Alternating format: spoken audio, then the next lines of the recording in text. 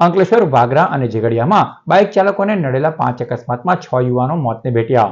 અંકલેશ્વરના નવગામામાં રહેતા પ્રકાશ વસાવા એક્ટિવા પર અંદાળા રહેતા સાડુભાઈ ધર્મેશ વસાવાને બેસાડી અંભેટા જઈ રહ્યા હતા. અંકલેશ્વર હાંસોટ માર્ગ ઉપર ધનતુરિયા ગામના પાટિયા નજીક એક બ્રેઝા કારે તેઓને અડફેટે લીધા હતા. રોડ પર ફંગોળાયેલા બંને સાડુભાઈના સ્થળ પર જ મોત નીપજ્યા હતા. અંકલેશ્વર રૂરલ પોલીસે અકસ્માત મોતનો ગુનો નોંધી આગળની કાર્યવાહી હાથ ધરી છે. બીજી ઘટનામાં અંકલેશ્વરથી સુરત તરફના હાઈવે પર સન સિટી સોસાયટીમાં રહેતા નીરજકુમાર પ્રસાદ રાત્રે બાઇક લઈ ચલથાણા જતા હતા.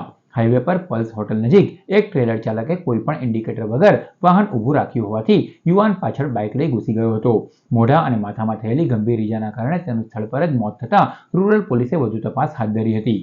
ત્રીજા બનાવમાં માંડવા ખાતે રહેતા હસમુખ પટેલ 2 દિવસ પહેલા મધરાત્રે બાઇક લઈ નીકળી ગયા હતા. મુલતથી ગોવાલી તરફ જતા યુવાનની બાઇક સ્લીપ થઈ ગઈ હતી. ઇસ્કોન મંદિર પાસે બાઇક લઈને યુવાન પડતા માથામાં ઈજાના કારણે સ્થળ પર જ મોતને ભેટ્યો હતો.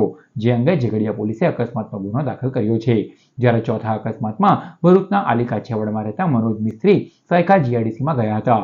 તેઓ બાઇક પર વિલાયતથી વોરાસમની ગામ તરફ આવેલી પોતાની સાઇટ પર જઈ રહ્યા હતા. ત્યારે બાઇક સ્લીપ મારી ગઈ હતી, જેમાં યુવાનનું સ્થળ પર જ મૃત્યુ થતાં વાગરા પોલીસે આગળની કાર્યવાહી હાથ ધરી હતી. પાંચમો અકસ્માત અંકલેશ્વરના ગડખોલ ગામે રહેતા અમલ યાદવનો થયો હતો.